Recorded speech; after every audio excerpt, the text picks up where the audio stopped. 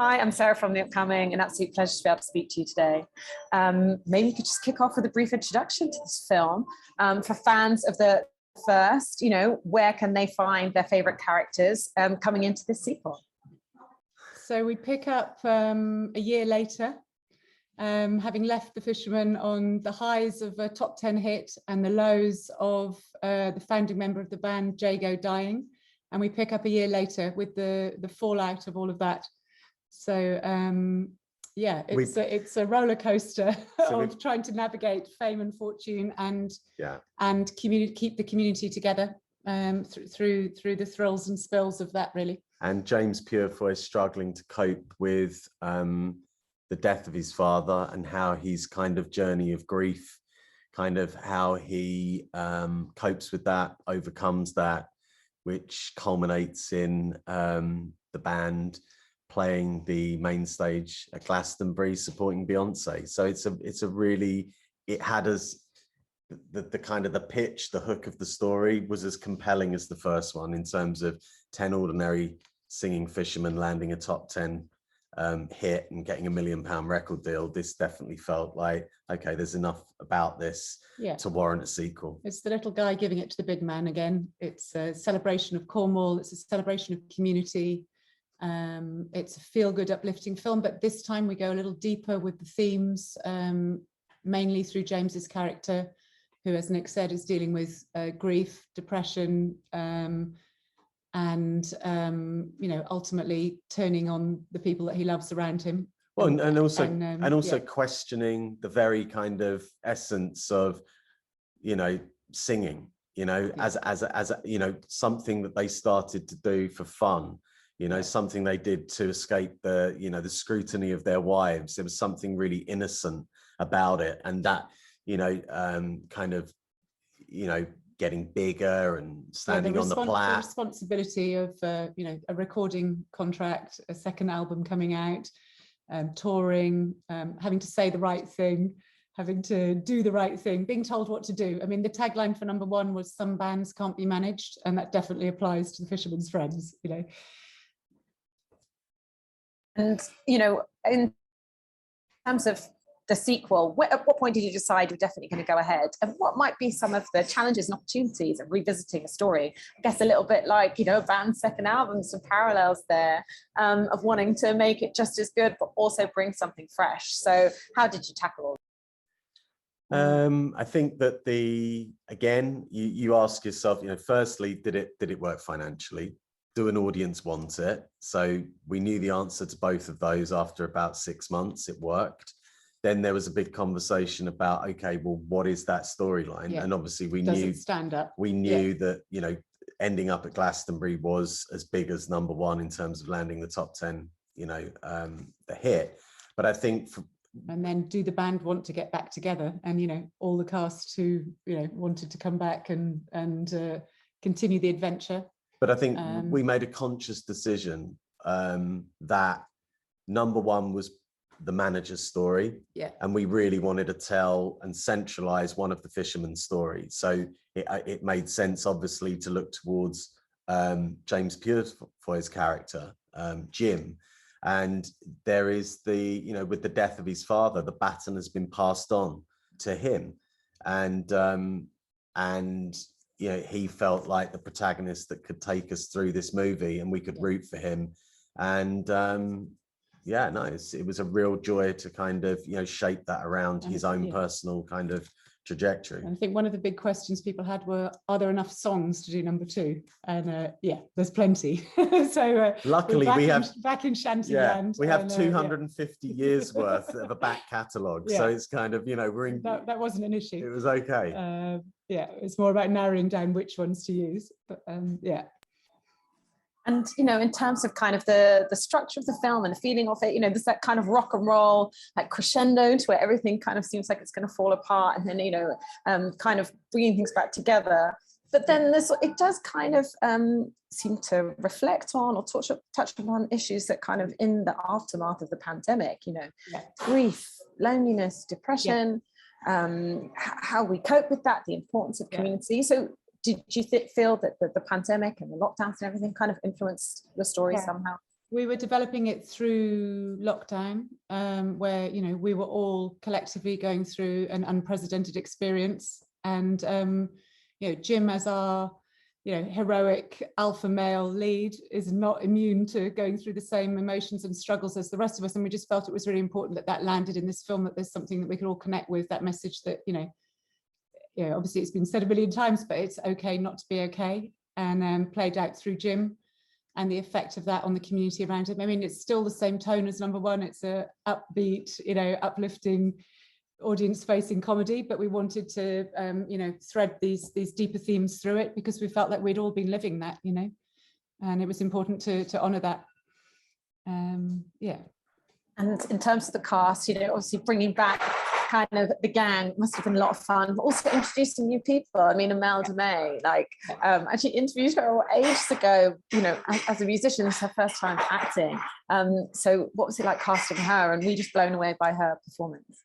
I mean, she was, I mean, we didn't, big fans of her. We're huge fans anyway, musically and as a poet. So but when we started out kind of looking at the character, we weren't immediately saying, oh, let's cast a singer. We met a lot of people, and then organically a conversation happened between Ian Brown, the manager of the Fisherman's Friends, who works closely with Universal, and conversations were out there that, you know, Imelda had been, you know, was definitely interested in acting. So we said, well, look, you know, she's a fan of the band. She's amazing. And the first film. Let's get her to audition, put it, you know, let's get her on tape just like everybody else, because obviously we couldn't do kind of in-person meetings because of COVID. Everything was done remotely.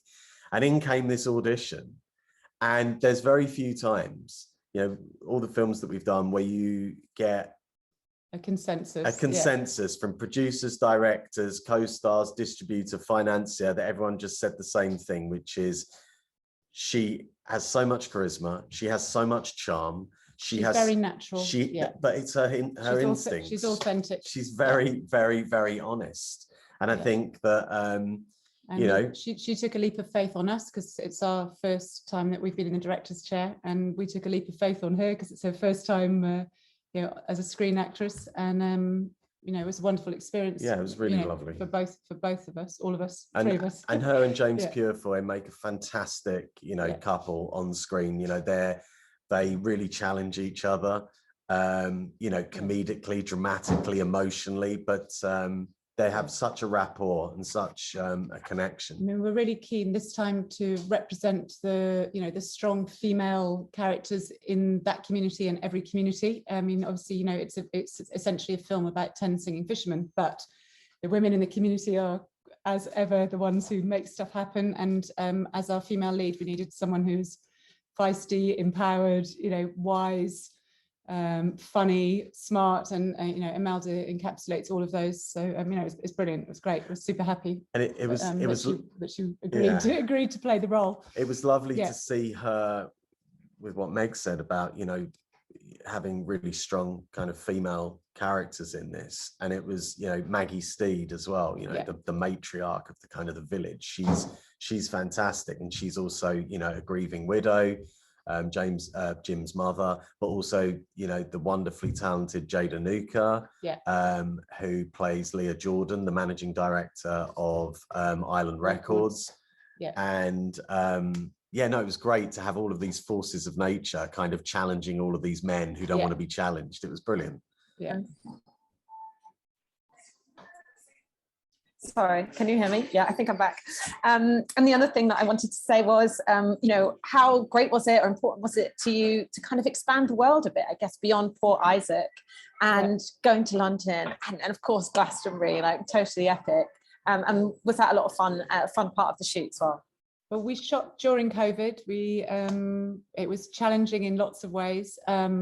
Shooting in Port Isaac itself, you know, we were really keen to elevate everything this time, musically, dramatically, visually, emotionally, and we wanted to bring more scale to hold the bigger emotions. So we travelled a lot more in Cornwall. We'd already established the village as the main character in number one, so we felt we could remove ourselves from that setting, you know, more. We went and shot in the Minack Theatre, which was closed because of COVID, and we're the first film to be able to shoot there. And the real band played there as a stepping stone towards Glastonbury in 2011. So they were very keen to be represented in the real story anyway. So that's an epic, an epic location. Yeah, no, I mean, hopefully it's visually, it's we've brought a lot of the wonder of Cornwall beyond the gorgeous Port Isaac village this time. We wanted to make it feel really cinematic, in a kind of, and we have this amazing kind of world, the vistas, the landscapes, and just Cornwall's very unique, in terms of what it looks like and its history and its culture, and we just wanted to get that up on the big screen. And for those of us who haven't been away on holiday, you definitely take a trip to Cornwall, and it's an immersive experience, especially helped by song. But also we lucked out with the weather. It's extraordinary. So we have blue skies, blue sea, green fields. Visually it's pretty dramatic, this one, isn't it? And I guess finally, what do you hope people will take away from watching it? I think we've touched on quite a lot of the themes, but how do you want people to feel when they've just watched it and walked out the cinema? Well, we watched it in Cornwall. We took it back to Newquay for the premiere last week. We wanted to celebrate the community that inspired the film and also helped make it. At the end of that screening, everyone was up on their feet, singing along with the end songs, clapping, hugging each other, crying, laughing.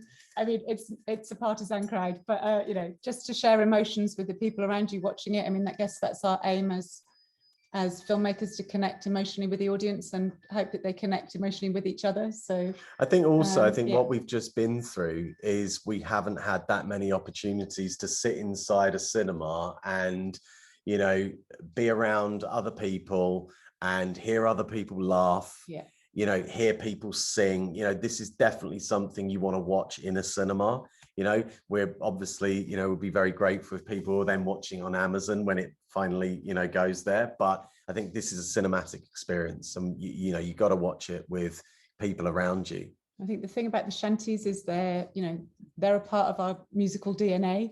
When they come on, the words. You don't know how you know the words, but you know them. So, and shanties are songs that are supposed to be sung in groups. It's a call and response. Everybody can sing them.